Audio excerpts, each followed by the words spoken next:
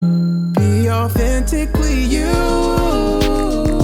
'Cause now is your season to live out your reason. Just be you. How you gonna leave your imprint on this world? Be authentically you. 'Cause now is your season to live out your reason. Just be you. How you gonna leave your imprint on this world?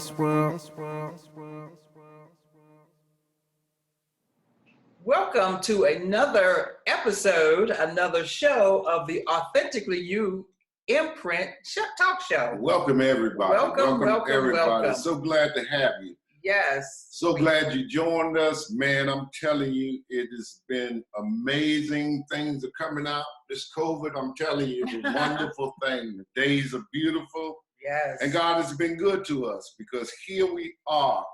And today we get to interview. We're so excited about our guest today. I believe you're just going to love our guest today. Absolutely. The The thing that I love so much about what we do here on the Imprint Show is that we find people, we know people that are out there in their communities, in their neighborhoods, doing some fantastic things. They're getting it done. Straight up. I'm telling you, these people are doing stuff on 100, and they're doing multiple things, and they are impacting people's lives. And these are the type of people that we at the Imprint Show want to spotlight. And that's what our endeavors are, because we really want you to see some of the wonderful things that people are out there doing. But listen, if you have people in your family, in people in your sphere of influence, some of your neighbors, people on your block, that are out there getting things done that you want us to spotlight, we'll put the information on the screen for you to contact us. Give us their name, their email address, however you want us to contact them. We'll make the connection and get them on the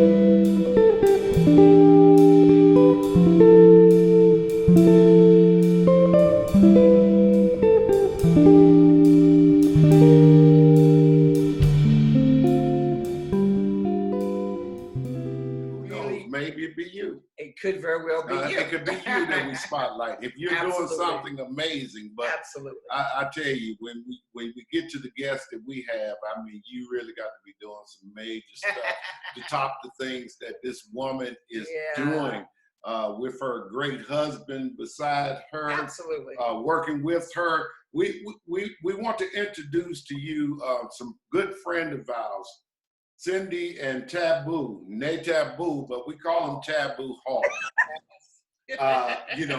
We don't use his whole name, but his name is special. But we call him Taboo, and he's a great friend, great guy. Absolutely. Stand beside his woman, and a lot of times, we see women out there doing things, and most of the time they having issues because a partner doesn't totally agree with what they're doing. But it's not in this case. Not in this case. Yeah. These two guys work together, and they work good. Pushes this lady to the brink of her greatness. And that's really important. It really is important. It really is. So we want to introduce to you Cindy and Taboo Hall. Thank you. Welcome to the show. Welcome. Thank you for having us. Thank you. Hey, listen, we're honored that y'all will come. Before we get into this, we got to tell y'all how we met this great couple. We met this great couple on a away trip. Yes. In Jamaica. In Jamaica, man, where there's no problems, only situations. Only circumstances. But we met this couple, and we were there with a bunch of couples, and come to find out that my wife and Taboo share a birthday. Yes. They share a birthday. So, once we found that out, I mean, things been kicking. We've been sitting back talking. We talked in Jamaica. We had a great time in Jamaica. And let me tell you the truth, from there was birthed a marriage ministry and a couples ministry that was great. And I know Cindy and Taboo, they always say, well, yeah, Chris and Andy, y'all lead it. But let me tell you something. These guys here, the only way we were able to lead that group is to have such great support from these guys. Far more than support, I tell you, because I really feel like the majority of the couples that we were able to sit with were as a result of this couple. Oh yeah, definitely. So why don't y'all tell us about that? I mean, it's been some years ago. We did the marriage ministry probably about a year, maybe a year and a half, but there was a lot of impact, I think, from that marriage ministry. Absolutely. Yeah. And thank you, Andy and Chris, for the introduction, and definitely the foundation of this beautiful relationship that the four of us have, and as well as our families have met in different capacities. But being married is a beautiful thing, but it takes a lot of hard work. It takes a lot of commitment and dedication.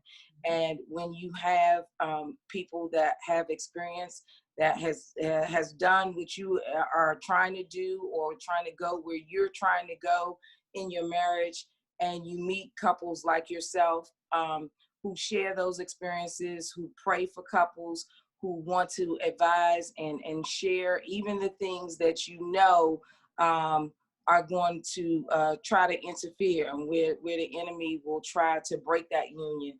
And to have a couple like Andy and Chris, to have mentors like you in our lives has been instrumental. It has gifted us the opportunity to share even the knowledge and the experiences that you have poured into us, to younger couples and to couples that we've seen get married. This month will mark 20 years since we started dating, and we've been married 17 years. And we're grateful for all of the experiences, good, bad, and ugly, so that we can help other couples learn how to pray their way through some of those difficult things, and to enjoy and treasure all of the beautiful memories and moments like we've had over the last 17 years. Some of those times that we spent with Andy and Chris have been great times, and some of them have been sad and difficult times, but we have managed to all find the joy, and of course to honor God during those times. And so we are very thankful. We're thankful for every platform that we've been able to share with you all, and definitely we are grateful to have mentors like you in our life. Great. Awesome. That's great. But she also have a great guy sitting beside her. Absolutely. Taboo, who when we first met Taboo is he's the quiet observant type. Yeah. He will sit back and he would observe before he began to talk. And sometimes I notice some people he don't even talk to. So I imagine he has made some assessment about them. And if he don't say nothing, I'm I kind of back off too, because he has that gift to know men and how men react to things, and when men are not about what they say they are about. And he's been a value to not only the couple ministry, but just having a friendship with him, that budded from that trip to Jamaica. It was totally amazing. Taboo, just go ahead and enlighten us on your wonderful life with your wife, and how we met and everything. Well, pretty much Cindy touched on all of it. It happened. We met in Jamaica, and happened to find out that Chris shared the same birthday as myself. Go Cancers, and we just hit it off with you guys. I mean, that's pretty much it. I mean, we hit it off pretty well. Yeah, Taboo is a man of few words, but he's definitely a powerful man. When we first met, he was even quieter. But then when we got into the couples and the different activities that we were doing, Taboo found himself a lot of times counseling and a lot of times speaking into men's lives, and Absolutely. a lot of guys got attached to him, and they look up to him. He's younger than some of them, but they respect him because of the way they carry themselves and the love that he shows for his wife. It is totally amazing. We also, as we went through the years, I had the opportunity to share one of the most special parts of Taboo and Cindy's life with Taboo's mom. As she transitioned out of this life, which connected me to the sisters, to the aunt, and to everybody. And I must say, I love them like family. I feel like they are my blood sisters and brothers. You know, I'm a little old. I'd be trying to act young and say sisters and brothers, really whatever the case may be, or whatever uncle figure. It's just love, period. As to how we go. So we really had an opportunity to share a special thing in life that will connect us forever. And we are forever grateful to being connected to you guys.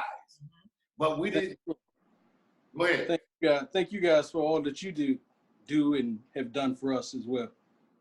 Yeah, you're so welcome.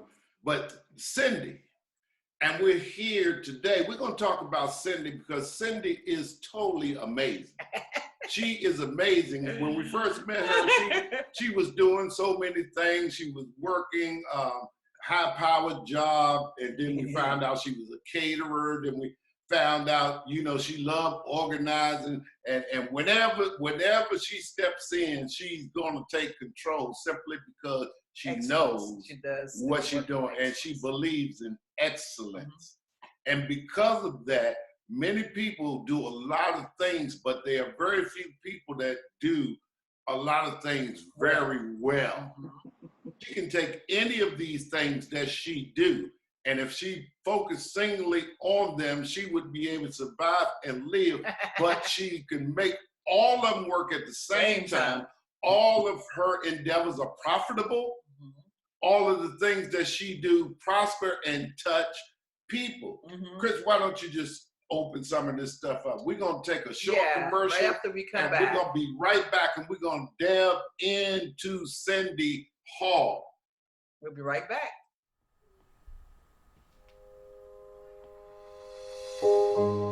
What is it that inspires passion? That thing that keeps us from thinking that we know it all, but instead makes us say, I have to know more. What is it that makes us keep trying after we've fallen time and time again? It's the thing that makes us smile after we finally figured it out. When what used to be difficult is now second nature. It's the joy of knowing our hard work was not in vain, but instead has made us better as people. It's the beauty of learning. Yeah, welcome back. Welcome back. Listen, we're here with Cindy. Chris, why don't you just open up and let's just start in on see how much of this stuff we can get in before we have to move to a second interview. Yeah, I know. I really want to first let's talk about the work that you're doing with the Columbia Heights Village Tenants Association. Let's start there. How did you get involved with this association? So you talked about the many things that I have done as an entrepreneur, and that I continue to endeavor in as a business owner. It all started with chicken. A lot of things in life, good things in life, start with fried chicken. So I am the owner of a Simply Splendid event catering company, which birthed from, actually was the wedding gift of this beautiful union that I have with Taboo. And I always loved cooking, always aspired to be an entrepreneur. And like a lot of other small business owners, I started with cooking meals and preparing for friends' parties and baby showers out of my home. And I wanted to take my business to the next level, be able to be a licensed caterer and to cater weddings in large venues. And that catering company afforded me the opportunity to cater an event where it all started. A lot of my life started, actually. I actually lived in Columbia Heights Village. My mother moved into that development over 40 years ago as a single mom. And never did I imagine that catering a promotional luncheon for an employee on the property would afford me or extend the opportunity to me being a intricate part of an organization that is set up to support and provide services and referrals for the residents that live on the property. It's a very unique setup because the Columbia Heights Village Tenant Association is a unique nonprofit and business structure where the tenants actually own a great part in ownership of the property. And when I say unique, there almost is not another model like it in the United States currently. So I definitely love what I do, and to go back to a property where I grew up, and just imagine 40 years ago, some of the people who I service and work for now were actually there and watched me grow up. So to go back to that property and to be able to work and make them proud. And then for the younger population that lives there, I want to be an example for the young ladies, for the young mothers, for the kids that are growing up in the inner city. And things are, I grew up during the crack war.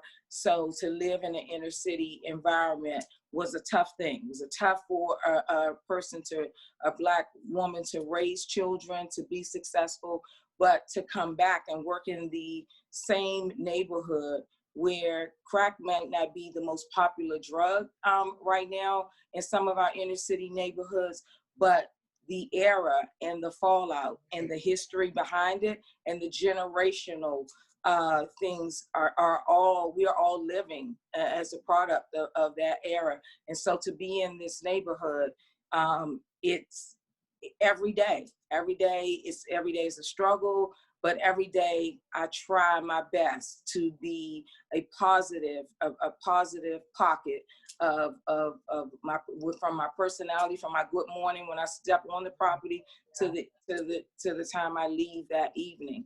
And some days it's very easy to do, and some days it's not as easy because you have to deal with this real thing called life.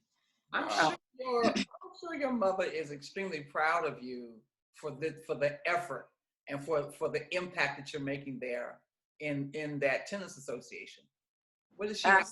Absolutely. She was just as surprised as I was that I would be working back, and not just in Columbia Heights, but in the nonprofit arena. As Andy mentioned before, I came from being an executive director in a company that was, I started out as a federal government employee, went back as a federal government contractor, and to work in the private industry in an executive position, and to transition to a nonprofit and actually being an intricate part of that association, becoming a federal recognized 501c3. Was a lot of work, and it's a lot different than what I had the arena that I've ever worked in. Mm-hmm. And my mother is, she tells me often that she is very proud, as well as some of my other family members that live in DC, and of course also have lived in that neighborhood at some point in their life.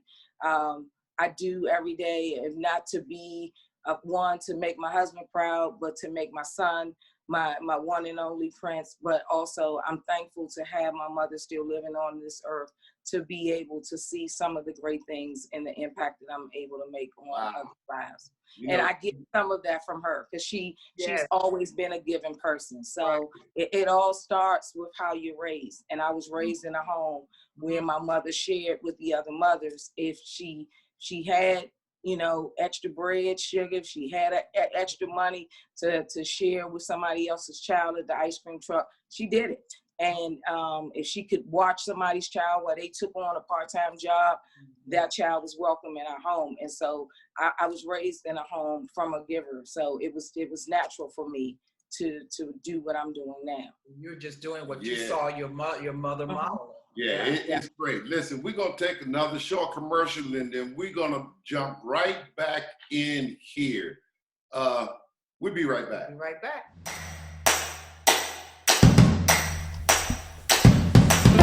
It's exciting. It's zesty. Purify and protect with our new lemon head-to-toe routine. The subtle, crisp fragrance instantly makes you feel clean.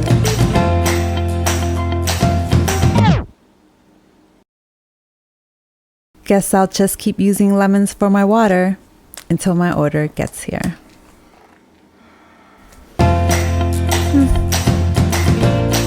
Our new lemon range is available now. Welcome back. Listen, when you talked about Miss Rosa, your mom, she's special. So, you know, us knowing you, it's so easy for us to know where you get it from. Yes. You know, I spent a lot of time with your mom when I spent a lot of time with Taboo's mom together. So it was a pleasure to see how two families blend together. And one mom calls her daughter, the other mom calls her husband the son. And, you know, they just get along. It was wonderful to know. So we can just orient our listening audience to where we're talking about. We're talking about Washington, D.C., the nation's capital. Absolutely. Washington, D.C., the capital of the United States of America. Here we are, and this woman came from an area in Washington, D.C. that was inundated in the 80s and the 90s with crack cocaine. It went down and it was taking the city. Our whole city, you would not believe that in the nation's capital, how bad it was and how bad it was amongst the African American community. So for her to even make it out of that community, to go into the work world and become executive director, coming from the government, God's hand was always on her, always knew that Cindy was called to go back to this area. It's amazing how we see our paths in life. I know, Cindy, you was talking about your mom, and you was talking about how grateful you are, and she brought you up in the area. But just go back to Columbia Heights and tell us what it was like when you came in and how your part, I mean, how special, a caterer. Now, when I say caterer, I'm not talking about no slouch. Caterer. Cindy has she has catered major events for government, for singers. I know for sure for Anthony Brown. I can't call all the other names that because I don't know them all, but I do know that she has done major stuff. So we're not talking no little stuff, but this woman who could just make a living off of catering. Or who was making, you know, tremendous money off of being executive director, decided that she was going to go to a nonprofit organization. Amazing journey. From her catering, which she still do. She stepped in and went to this place. Cindy, tell us how you fit, how God fitted your uniqueness into the situation. Beautiful. So, and thank you, Andy, for making this interview so easy, because it definitely was ushered in by you know, with my work. I grew up definitely believing to follow the steps that are ordered, and to start out catering at a property where I grew up, and then I started out originally volunteering. So originally, when I first got before this position was announced for me to even apply for, I started out volunteering, and that because I was working my businesses just to help the association's president, as him and the board was setting up the organization to be federally recognized as a 501c3, to assist the residents in understanding what it means to exercise your TOPA rights and to take part in the ownership. I was able to bring the expertise that I had with working in executive management. I was a contractor for housing and urban development, so managing the accounting for subsidized properties and managing the accounting, I was able to bring in all of my multifamily experience for over those years into the position in which I work now as the Director of Operations and COO for the association. I support 9 great board of directors and over 1,000 residents that I work for every day, and greatly, I don't take it for granted the opportunity that I have been afforded, neither do I take for granted the calling that it was for me to go back to this property, to pour into the people in a neighborhood where I grew up. And I apologize for not mentioning, for those who are watching this from all over the world that may not know where this place is, but DC is divided into 8 wards, and Columbia Heights Village is in Ward 1, Northwest Washington. I affectionately grew up labeling myself as an uptown girl, proudly to grow up in Northwest DC. I proudly stepped back into that property, knowing that if it wasn't for the grace of God, I would not be living where I'm living now. And I hold myself high, and the accountability to be there, and to, like I said before, for the women and men that watch me grow up and leave that property when I was 18 years old to come back. I hold myself in high regard, to make them proud, and to do everything that I can do to make them have a safer, a more pleasant, and an enjoyable life. And for the ones that are there and aspiring to move on, to be a homeowner, or to move themselves and their children to another place, I'm there to support them in their efforts as well. With implementing programs on the property, we did a full summer camp with health and wellness and sports, with the Worker Don't Eat organization. Prior to COVID, of course, our last camp was the winter break of 2020. Right before everything closed down, we had an amazing winter camp with the kids. Again, we promote wellness for our small kids to seniors, wellness programs, awesome burial assistance to help the residents that, of course, are in time of need during the death of a resident that passes away or transitions on the property. And then the beauty of my position that expanded when I wanted to bring more resources. I wanted to start applying for grants and help the board go a little bit further with extending resources and, of course, funds to the residents. And in the federal and the government arena and large organizations, a lot of them did not want to put money into just one population of people, where they were okay with providing those funds and resources to the community. But to expand on that is where I became one of the lead organizers for mutual aid movement, which is MAM DC. And MAM DC during COVID was one of the intricate parts of assisting the residents, not just in Columbia Heights Village, but in Ward 1, and that expanded to the entire DMV. So at one point when the government shut down, we had to figure out collectively how our mutual aid efforts, how other nonprofits and we're going to get together in the city and take care of our people. We were raised to stick together, and the United States does a good job with coming together. But what was important was to help the people right where we were, and we were boots on the ground and ready to do that. Yeah, wow, Cindy. Listen, we're gonna take another short commercial break, and I want to get you right there with the COVID-19 because something amazing happened, and she took on a whole nother. She put on another hat during COVID-19, which stemmed across the DMV. So listen, we're gonna be right back.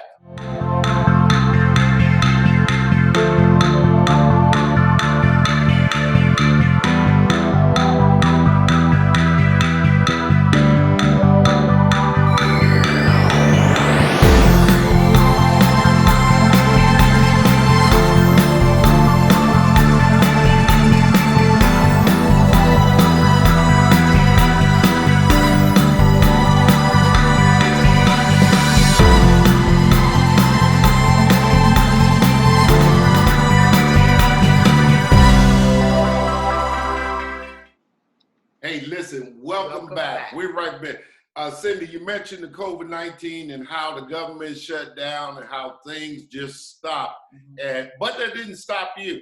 I mean, it got you more excited to the fact that it was almost Cindy saying like, well, the government shut down. Well, we're gonna become the government for you. We're gonna make this thing happen. We're gonna make sure that you eat regardless of what's going on. Tell us about what happened during COVID-19 and what inspired you to do what you did.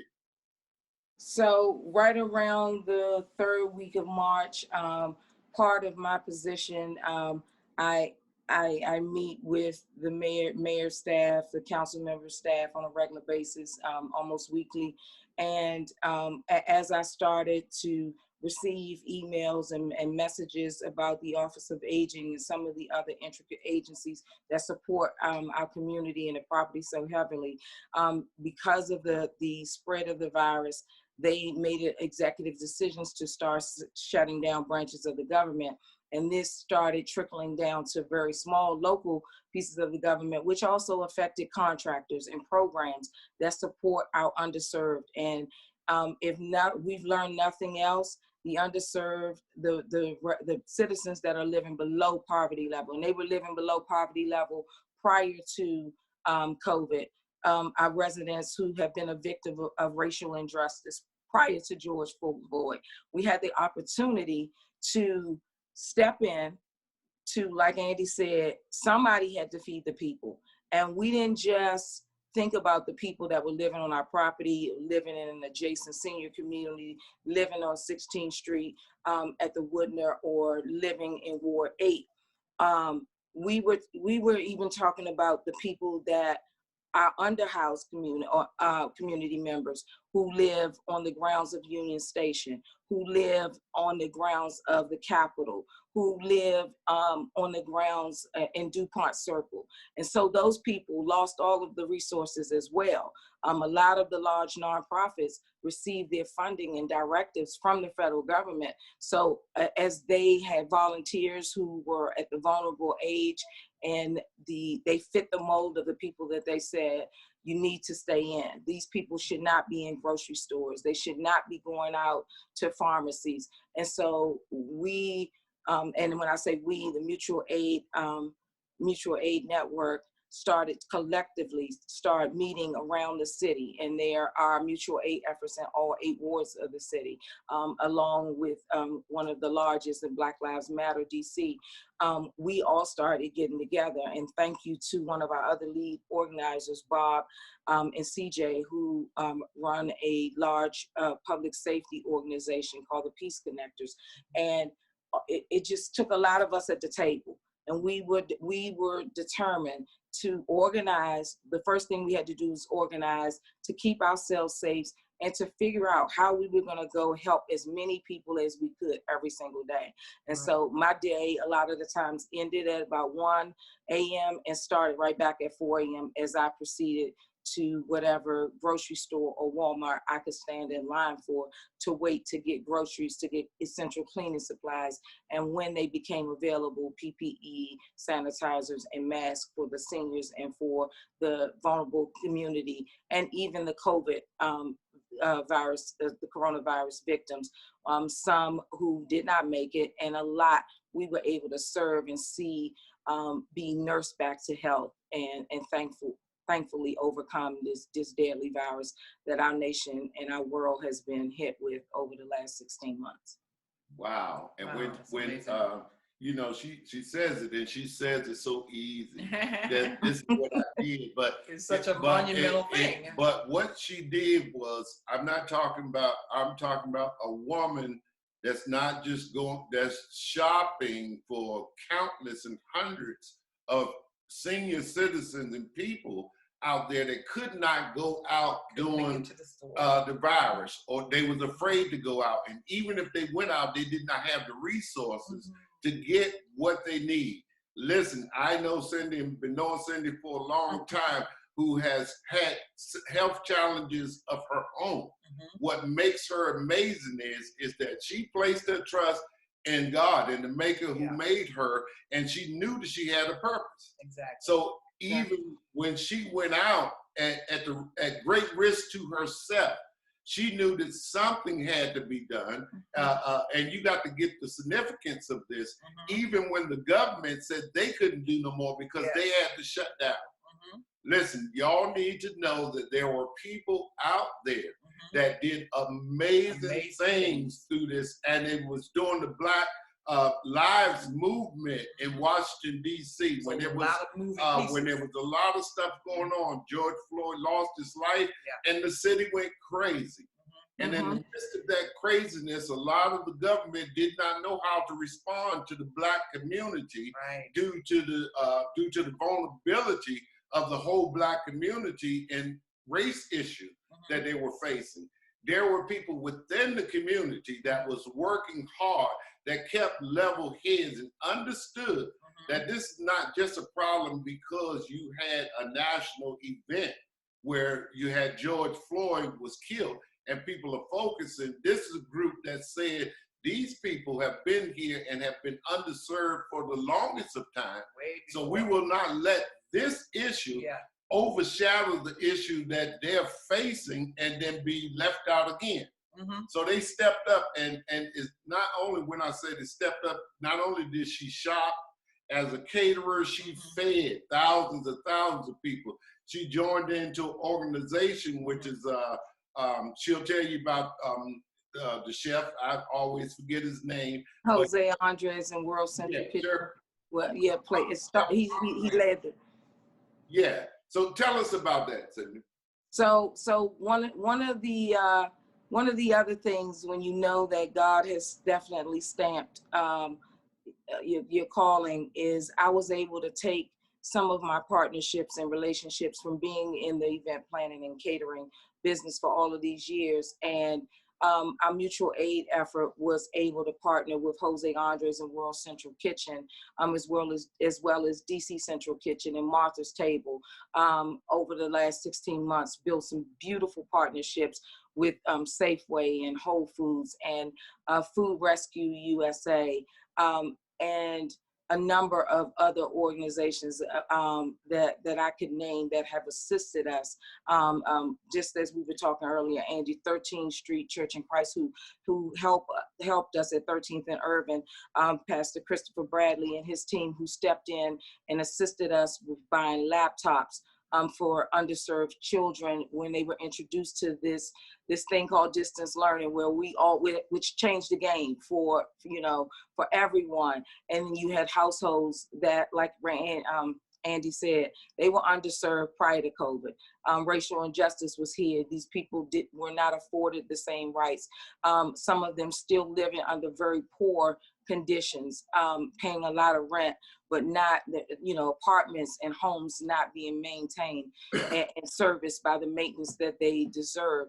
And so we had to step in and do something. And with these beautiful partnerships, like World Central Kitchen and Jose, his wonderful team, all over the city, even our local council member staff, they weren't working every day, but they were on the phones trying to see what we could do to serve. And then, as I mentioned before, I worked for 9 great board members who supported every effort and everything that I was doing to go out here. And speaking of the George Floyd and the riots, and when DC was being set on fire, and protesting was necessary by all means, but it was a major distraction for a lot of other causes and movements that had already started around the nation. And one of the things from those riots, our local riots, is that a lot of our large chains and stores and grocery stores decided to change their hours without notice for protection of the building, protection of rioters and looters. And so that stopped a lot of the work that I was out there, and the volunteers, over 100 and something volunteers that we had, were trying to go out and shop to feed all of these people every day. And so we had to change our movement. We had to change our strategy, change our shopping strategy, increase our volunteer communication. And again, we had well over 150 volunteers at that time who would get off of Zoom and telework and then go out and deliver food to assist. We would pack the food. We would go to Nat Stadium and pick up meals, and they would drive them to people's homes and drop at their doorstep. We had COVID, people that were suffering with the virus all over the city.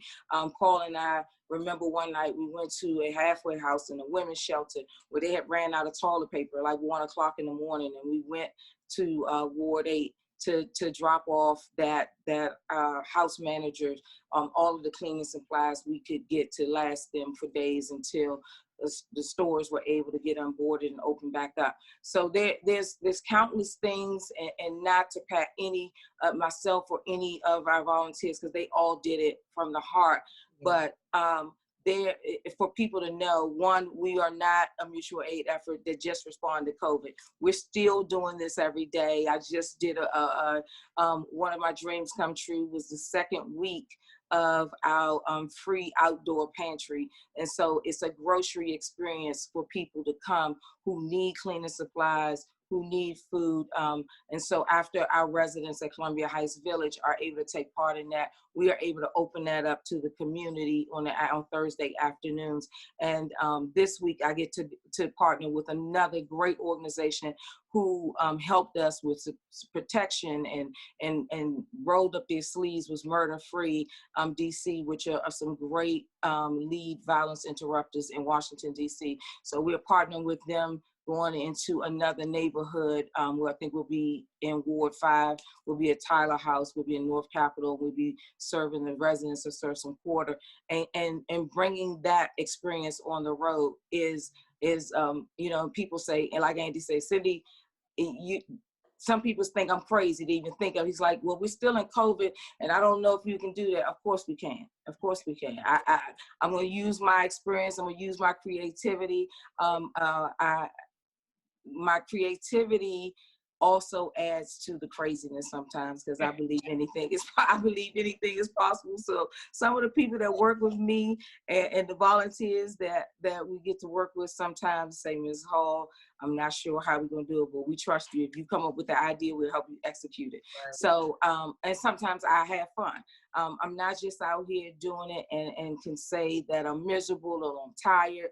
I actually love to meet new people. I love to help the people, and the beauty is the babies. There's a lot of people living that are underserved, that are experiencing the unjust that has, you know, that they have been a victim of.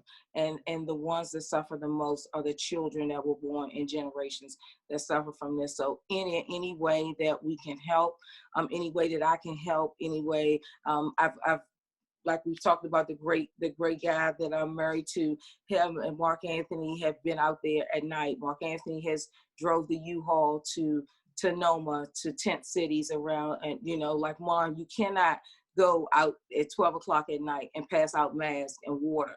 I even had my godchildren out at night, and my husband has done the same thing.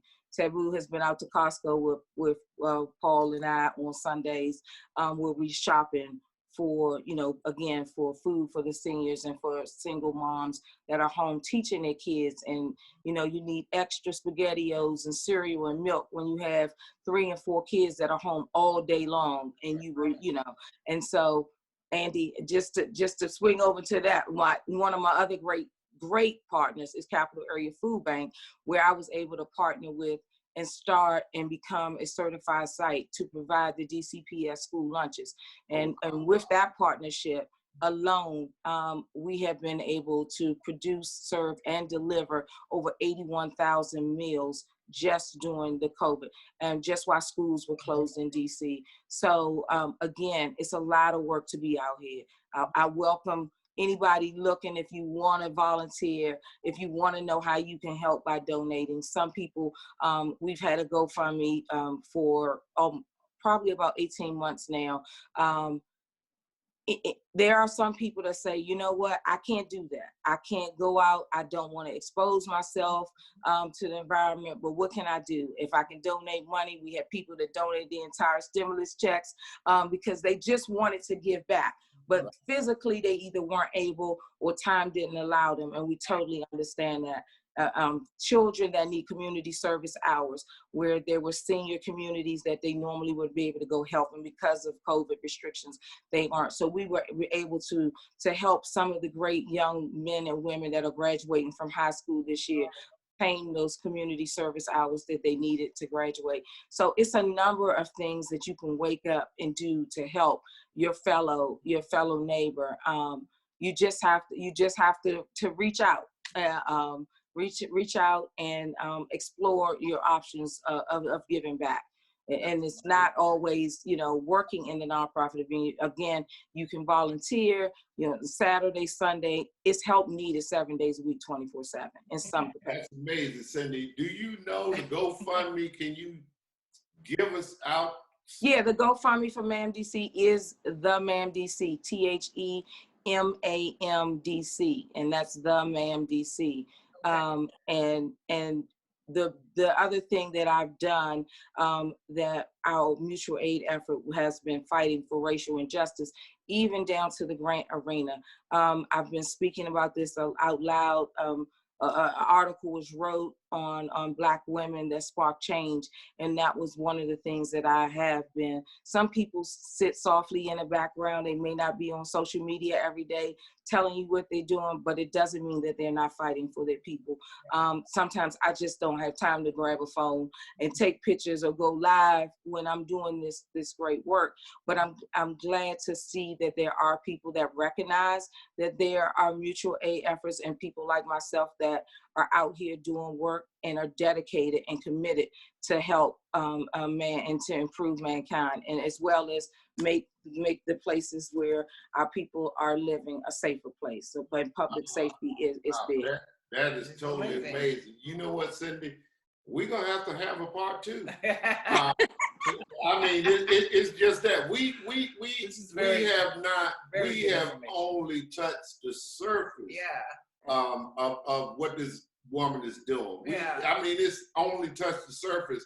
And listen, the GoFundMe is up right now again. We will make that. Listen, maybe you can't get out and volunteer. Maybe you can't do all that type of stuff. Maybe you're still afraid of COVID, but guess what? You can dial a phone.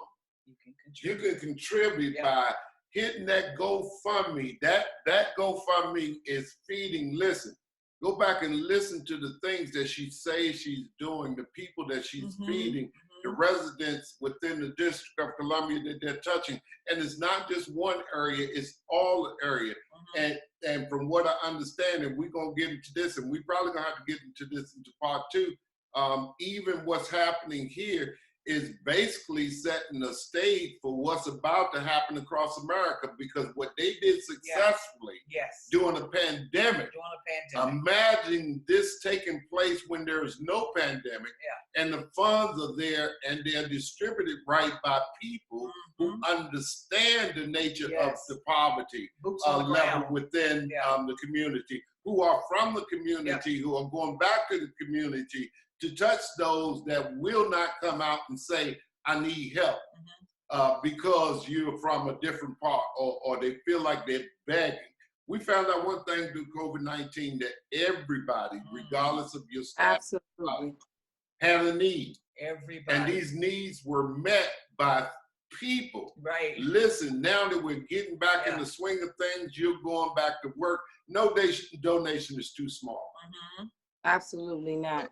I got to set Cindy up here, because listen, Cindy, seriously, where we at? We're doing all right. We're running. I got to set Cindy up because she mentioned some things about 13th Street Baptist. So now I'm gonna have to interview with the pastor and his wife when they got in, because they got involved and got computers to students and things that could not get it.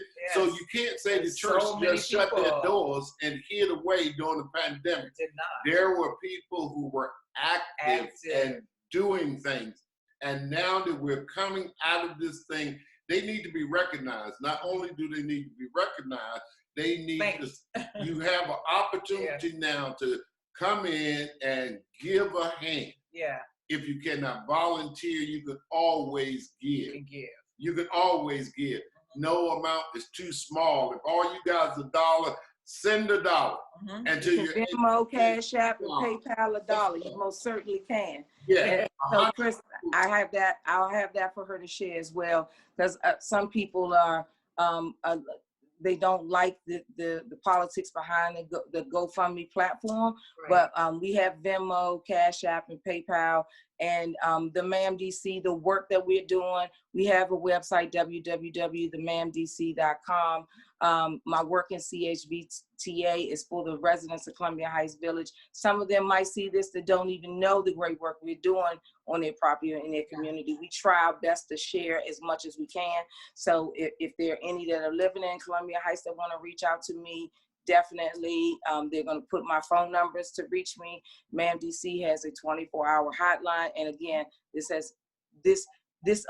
COVID unpeeled a lot of layers, but we're definitely here much longer. We've helped residents. We've helped a mom of 4 move out of a horrible domestic violence situation. So one of our partners that provided moving services for that. Our mutual aid effort in DC helps us with furniture needs.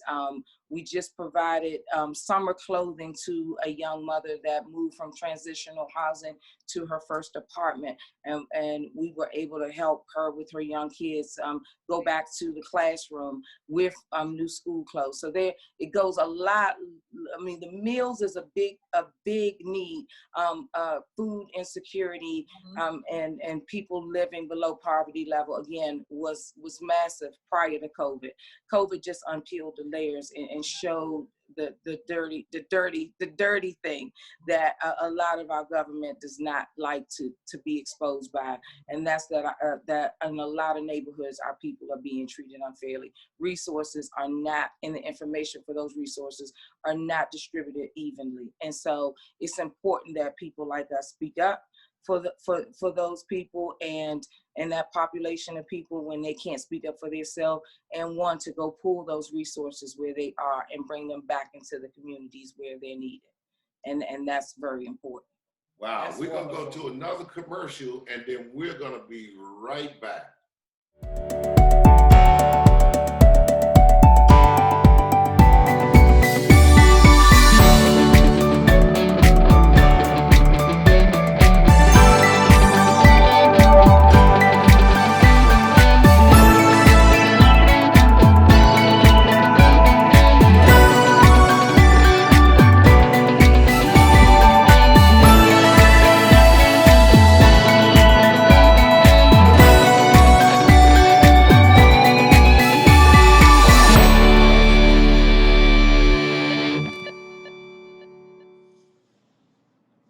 Hey, here we are. Welcome back. Welcome back. You have given us so much great information, so many wonderful things.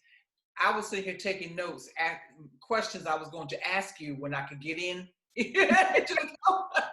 And you answered each one of my questions before I had an opportunity to ask them. So I absolutely love how you embody what you're doing. You know, this is not just a job. This is not just a stepping stone for you to get someplace else. This is who you are, and the way that you speak about it lets everyone know that what you are doing comes from a deep place in you. It comes from something that was stamped on your DNA before the foundation of the world. It was something stamped on you while you were in your mother's womb. This had to be. This is the sovereign act of God that He, throughout your life, He was setting you up for today and what you're doing right now. All of the positions you've held up until now prepare you to be able to be an excellent servant to the communities that you serve. And that's what you are. You are a servant. And Absolutely. It's absolutely phenomenal to see all of the things that God has entrusted you with. And that's what it is. He has entrusted you with making sure one child has some shoes, making sure that one mother has some support, making sure that one mother knows that she's not alone.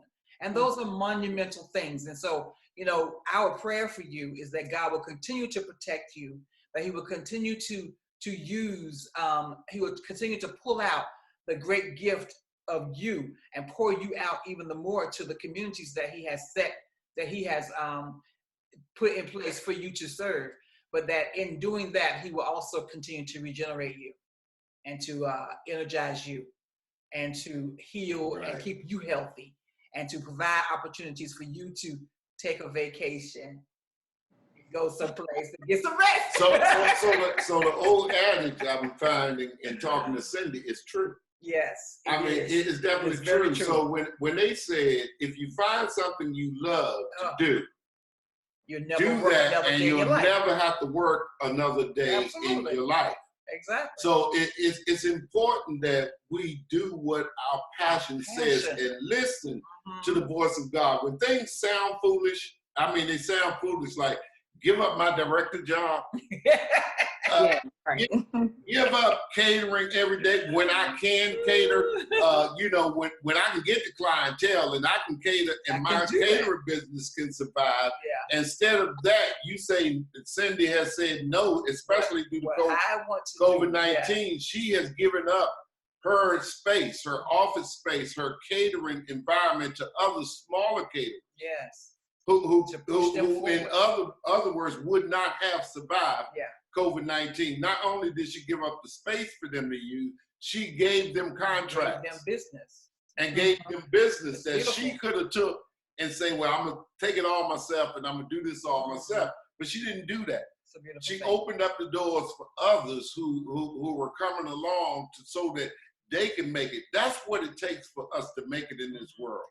And another thing that impressed me about what has happened and what I've heard, what I've witnessed is, when the federal government shuts down and says we can no longer take care of you or give you resources or give you food or whatever. The thing that so impressed me is that, what you have done, Cindy, and what others have done is taken what we have, what was in your hand. Mm-hmm. You have taken what God placed in your hand, and said, well, I will make sure that at whatever cost it is to me and however I need to do this, I'll make sure that those that are within my sphere of influence are fed, clothed, and housed. Absolutely. And it's a beautiful thing. And I wish that I said, but what I'm seeing here is that even though we've all experienced in this country that our government could be put on its knees. And resources could dry up in an instance because of an unknown, unseen thing. Absolutely. But then what Cindy has revealed to us is that although the government is shut down, the hand of God never does. stops. Absolutely. In the midst of what the government cannot do, the hand of God with a willing servant, with one who's willing to give over and hear the voice inside of her when God say go, she's willing to go. And then that means the hand of God was moving out through the whole time that the government was shut down.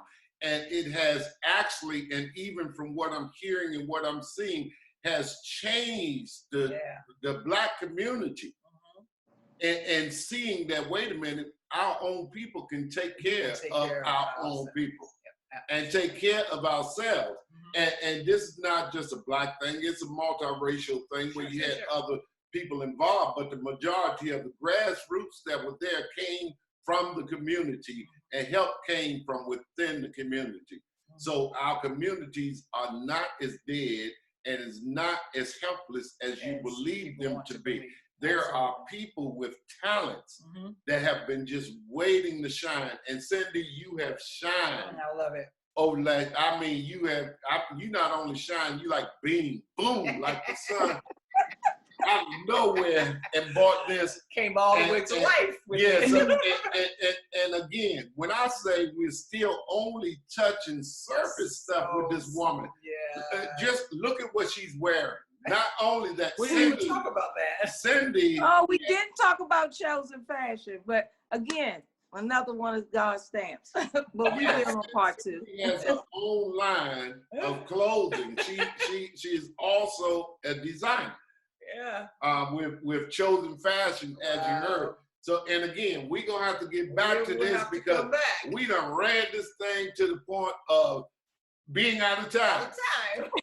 So, which means I'm so glad we have connected, Cindy, because this is definitely a part two. Yes. So as soon as your schedule allows, we will go back and we will We take have to. the second interview. We also thank Cindy so much because we're setting up interviews with other people within her organization at this time. Absolutely. Work that she's worked with side by side and that are doing amazing things. Yes. You guys got to tune in when we get back with this. But thank you so much, Cindy. Yes. We'll give you the parting words, Cindy. Thank you. Andy said it best, and I'm sure he didn't create that phrase. So many others had used it, but when God says go, you must go. And I listened. That's the way we should close it. He said go, and I took off. All right.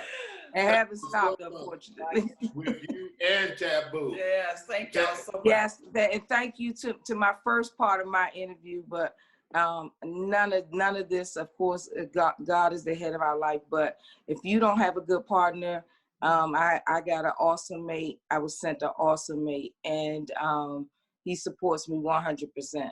And I would not be doing this with a smile on my face if I wasn't coming home to a husband that welcomed me into a peaceful place. And so where I'm sitting now, this is my happy place. I love helping the people, but it's nothing like coming home. And so I thank you again. Look forward to part 2.